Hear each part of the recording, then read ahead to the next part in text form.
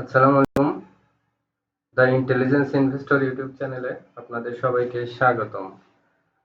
আজকে প্রথমেই ডিএসসির index analysis করে দেখাই। ডিএসসির ইন্ডেক্স অ্যানালাইসিসে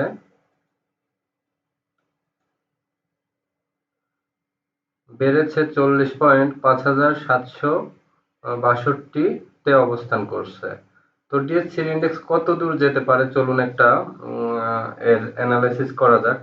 এই যে এখান থেকে দেখেন এই 5,819 পর্যন্ত, 5,819 বা 5,900 এই লেভেল পর্যন্ত এসেই আরেকটা সুইং নিচের দিকে হতে পারে। তো এই পর্যন্ত মোটামুটি আপনারা 5,819 বা 5,900 পর্যন্ত একটা মোটামুটি একটা রেঞ্জ রাখবেন, প্রাথমিক ধারণা। এরপরে ওখানে গেলে কন্ডিশন অনুযায়ী আরো রেঞ্জ বোঝা যাবে। এখন তো রেঞ্জ দেখাচ্ছে 5,900 5,819 এই লেভেলে পর্যন্ত। এই হলো ডিএসসির ইন্ডেক্স বিশ্লেষণ। এখন চলুন দেখা যাক আজকের টপ 10 এ কোন কোন স্টক ছিল আমার অ্যানালাইসিস অনুযায়ী। মালিক স্পিন, বিএসআরএম স্টিল, ফেক ডিল, Beximco, BSRM limited, Apex Spin, support, Silva Pharma, Asiatic Lab, National Housing Finance, Mercantile Insurance, Prabhati insurance.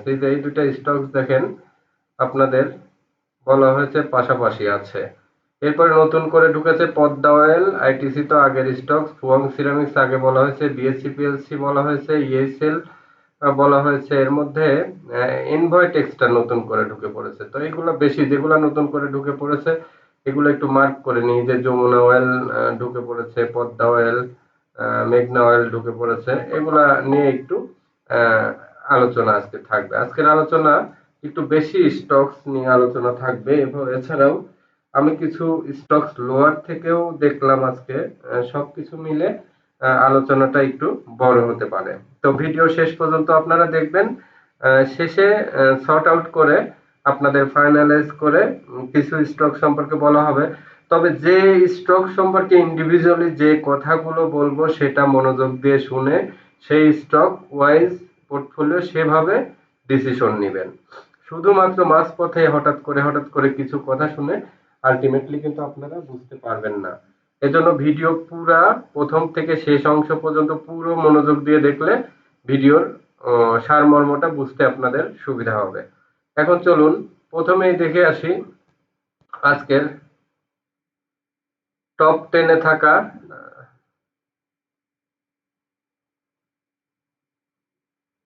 কি হলো,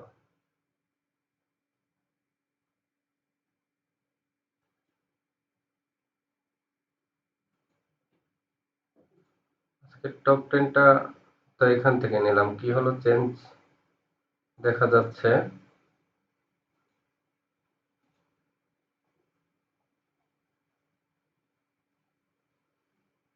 সরি, এখান থেকে পেস্ট হয়েছে অনেক পরের থেকে।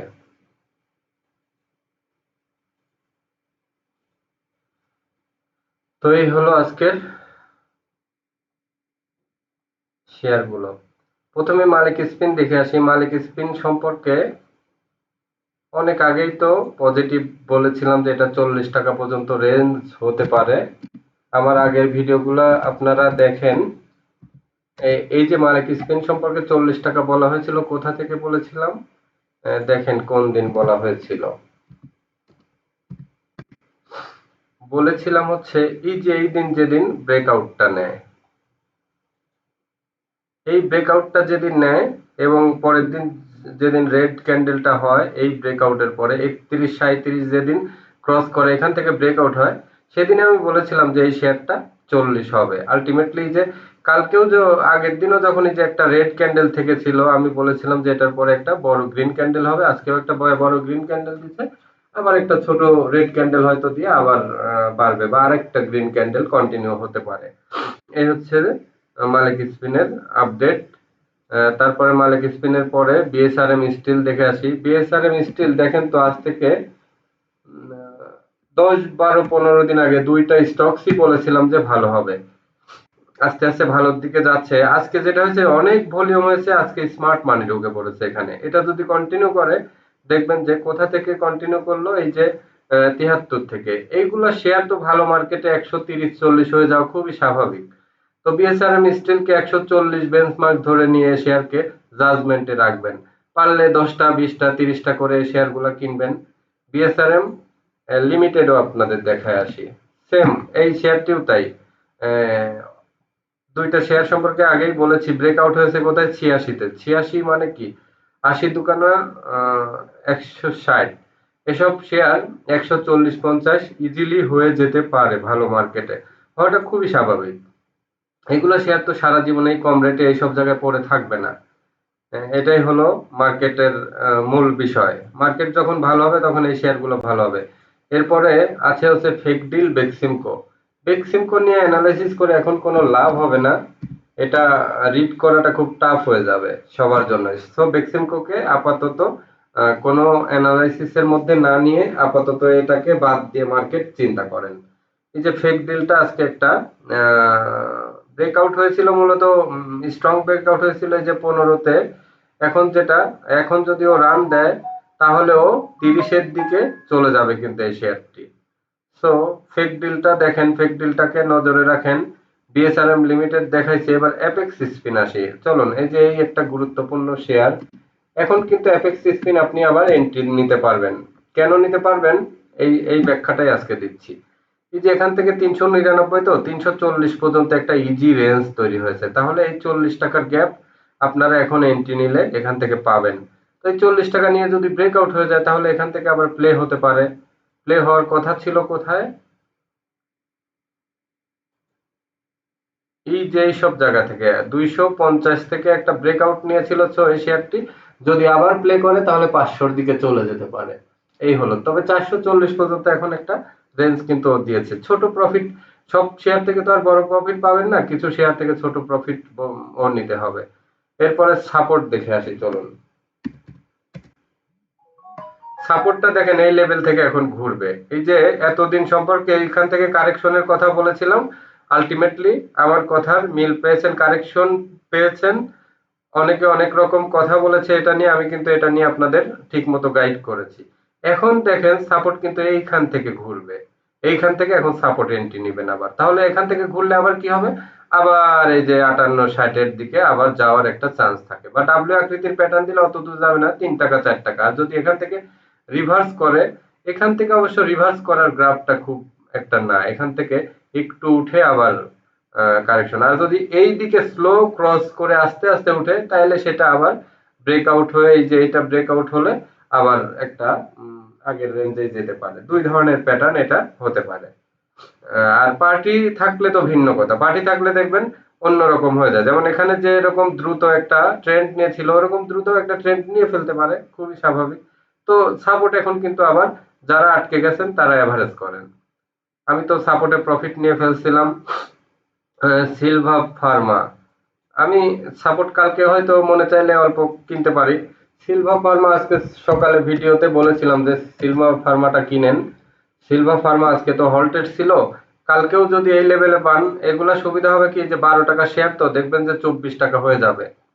এগুলা শেয়ার কিন্তু 24 টাকা আজ হোক কাল হোক, টুডে টুমোরো হবেই এই শেয়ারগুলা।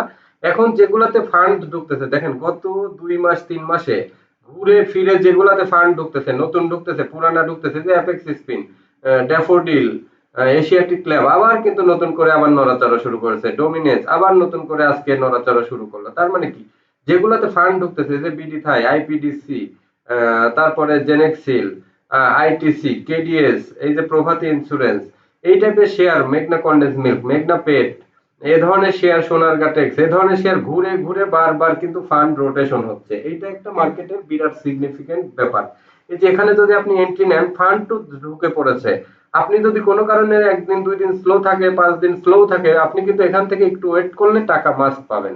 তো সেইভাবে এন্ট্রিও দিবেন ছোট ছোট, কমে পাইলে বেশি দিবেন। কালকে 100 কিনবেন, কমে পাইলে 200 কিনবেন, আরো কমে পাইলে 300 কিনবেন। আর কালকে 100 কিনবেন, বা বাড়তে থাকলে আর 100 কিনবেন, আবার বাড়তে থাকলে আর 100 কিনবেন। 3 দিন ধরে কিনে এভারেজ কস্টিংটা একটু কম করেন। এ ধরনের শেয়ার যেটা হল্টেড এর পরে পাওয়া যায় সেই শেয়ারগুলো অল্প অল্প করে সবসময় কিনতে হয়। এটা হচ্ছে যে একটা স্ট্র্যাটেজি। তো এরপরে চলুন দেখে আসি সিলভা ফার্মার পরে এশিয়াটিক ল্যাবটা দেখে আসি। এই যে এখন দেখেন এশিয়াটিক ল্যাব এতদিন বলেছে যে এসব শেয়ারে তাকানো যাবে না, কিন্তু এখন কিন্তু আবার তাকানোর সময় হয়ে এসেছে। কেন সময় হয়ে এসেছে? এখান থেকে এই শেয়ারটা কিন্তু আবার ঘুরবে, এখান থেকেই এই 12 টাকার একটা রেঞ্জ তৈরি হবে এখন। তাহলে এই 12 টাকা মানে কি অলমোস্ট 10% একটা প্রফিট পাওয়ার সম্ভাবনা আছে।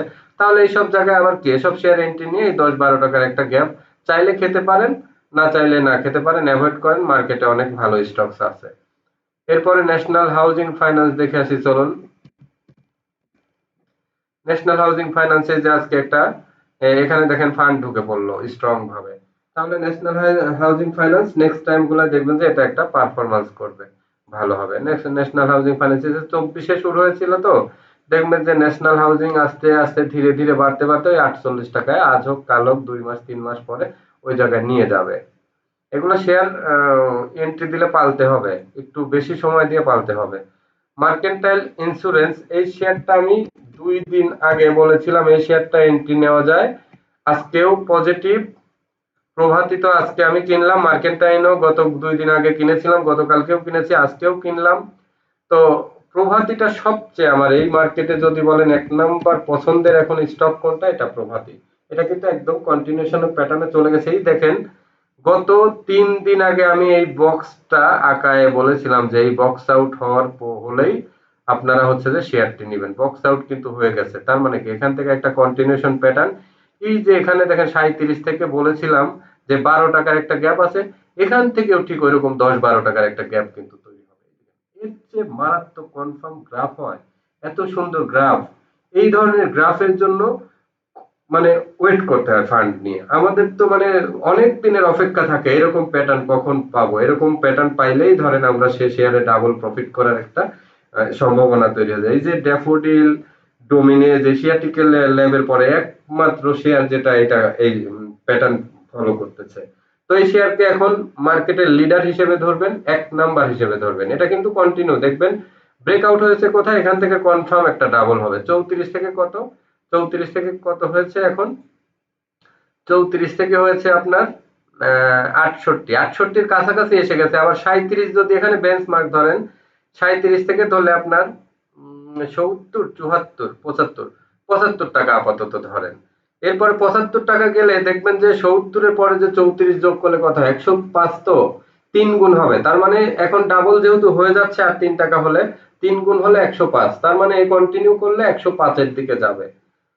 এই যে এতদিনের একটা ওয়েট অপেক্ষা, এতদিন হেজিটেশনে বিভিন্ন শেয়ার নিয়ে টুকটাক টুকটাক অল্প অল্প করে প্রফিট করতেছি, কিন্তু আমার মনে হয় এই শেয়ারটা থেকে বড় প্রফিট পাবো ইনশাল্লাহ।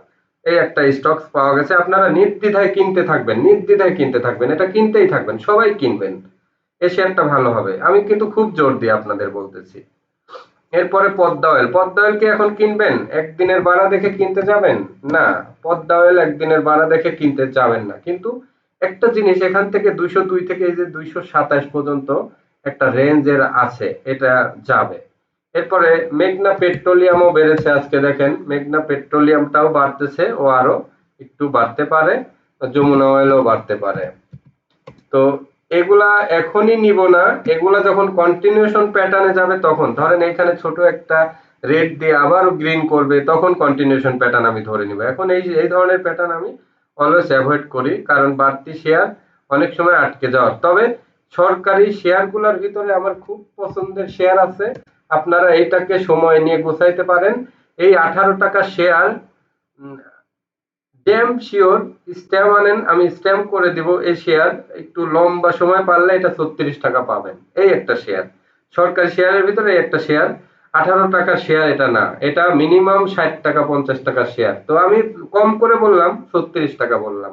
ইনশাল্লাহ কোম্পানির কোনো বড় ধরনের ফল না হলে, বড় ধরনের কোনো অ্যাক্সিডেন্ট না হলে, কোনো দুর্যোগ প্রাকৃতিক না হলে এই শেয়ার 36 টাকা পাওয়া খুব কঠিন কাজ না। এগুলো হচ্ছে যে অনেক আন্ডার ভ্যালুড শেয়ার, তার মানে কি আপনি অলরেডি 100% আন্ডার ভ্যালুড অবস্থায় এই শেয়ারগুলো কিনতেছেন, তাহলে এগুলা থেকে আন্ডার ভ্যালুড কেনাটাই তো আপনার পজিটিভ। তিতাস দেখালাম। এরপরে Fuwang ceramics, BSC, PLC, HL, Invertex, এই কয়টা দেখাবো।